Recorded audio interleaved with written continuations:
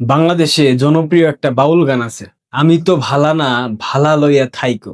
বিপ্লব হাসান তার সামাজিক যোগাযোগ মাধ্যম ফেসবুকে লাইক দিলে সমস্যা, কমেন্টস করলে সমস্যা, সেই স্ট্যাটাস শেয়ার দিলে সমস্যা, এমনকি তার যে ইউটিউব চ্যানেল সেই চ্যানেলের কোনো ভিডিও শেয়ার, লাইক, কমেন্টস সব কিছুতে একটা শ্রেণীর মারাত্মক সমস্যা, মারাত্মক চুলকানি। অর্থাৎ বিপ্লব হাসান এই নামটাই সমস্যা।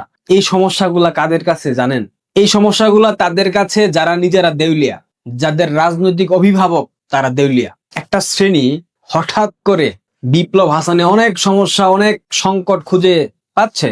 আমি জানি না তাদের প্রবলেমের আসল জায়গাটা কি, তবে আমি বলতে বাধ্য হচ্ছি সবকিছু নোংরা পরিকল্পনা। বিপ্লব হাসান অনেক খারাপ মানুষ, অনেক বাজে মানুষ, কোনো সন্দেহ নাই। কিন্তু এই বিপ্লব হাসান হঠাৎ করে খারাপ মানুষ হয়ে গেল, মানে আগে ভালো ছিল এখন হঠাৎ করে বাজে মানুষ হয়ে গেছে, সেটা কবে থেকে? বিপ্লব হাসান 5 আগস্টের পর যখন কথা বলে তখন খারাপ হলো না, হঠাৎ করে কেন খারাপ হয়ে গেল? কেনই বা কারো চামচা হয়ে গেল?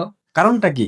বঙ্গবন্ধু কন্যা ঠিক যেই সময় ঘোষণা দিলেন তিনি শীঘ্রই বাংলাদেশে ফিরবেন, মাথা উঁচু করে ফিরবেন, এরপর থেকে একটা শ্রেণী তাদের মাথা নষ্ট হয়ে গেল, কারণ তাদের ব্যবসায় ভাটা পড়বে। এরপর থেকে যত ধরনের নোংরামি প্রতিনিয়ত করে যাচ্ছে, বিভিন্ন জায়গায়, বিভিন্ন মাধ্যমে, বিভিন্ন মানুষের কাছে ফোন দিয়ে, SMS পাঠিয়ে বিভিন্ন ধরনের কথা বলছে, জঘন্য নোংরামি করছে। এটার উদ্দেশ্য কি? এটার উদ্দেশ্য হলো অনলাইনে তাদেরকেই পূজা করতে হবে। অনলাইনে তারাই পিতামাতা আর বাকি সবাই ভাইসা আসছে। আমরা শেওলা আর তারা হচ্ছে গিয়া অনেক বড় বড় চারা গাছ। বুঝেন নাই?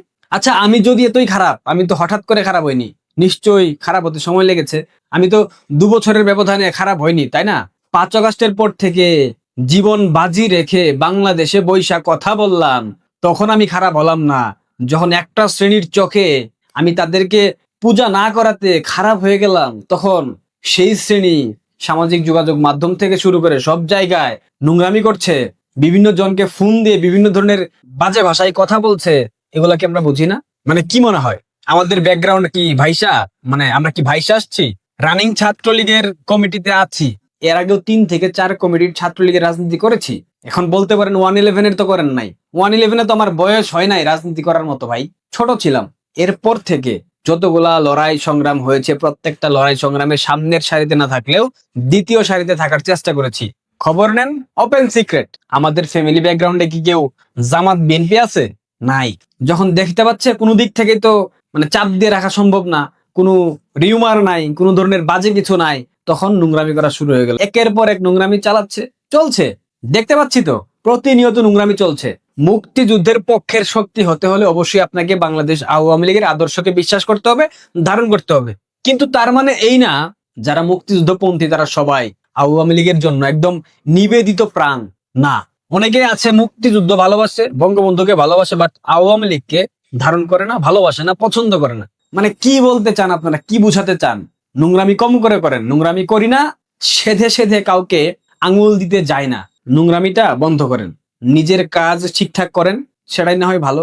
শুধু শুধু পেছনে লাইগেন না। অনেকের আমল নামা জানি, এই লাইনে আসার আগে থেকে অনেকের আমল নামা কম বেশি জানি। সো মুখ খুললে অনেকের কাপড় চুপড় খুলে যেতে পারে, সুতরাং এগুলা করেন না। আমাকে আমার মতো থাকতে দেন, আমি আমার মতো কাজ করি, আপনারা আপনাদের কাজ করেন। আমি আপনাদের কোনো কাজে ব্যাঘাত ঘটাই না। আমি আওয়ামী লীগের কাছ থেকে, কোনো নেতার কাছ থেকে 2 পয়সা চাই নাই। কোন নেতা বলতে পারবে না বিপ্লব ফোন করে বলেছে 2000 টাকা দেন? বলতে পারবে কেউ? গত 2 বছরে এক দেশ থেকে আরেক দেশ যাযাবরের মতো জীবনযাপন করছি, কাউকে তো বলতে যায়নি ভাই টাকা দেন। তাহলে আমাকে নিয়ে কেন এত নোংরামি? আমি কার চামচামি করি বলবেন? নোংরামি করেন না, নিজের কাজ করেন। আমি নোংরামি পছন্দ করি না, আমি নোংরামি করতেও চাই না। কিন্তু সেধে সেধে আগ বাড়িয়ে যদি নোংরামি করতে আসেন, তখন সেটার জবাব আমি অবশ্যই দেব। ভালো থাকবেন, ধন্যবাদ।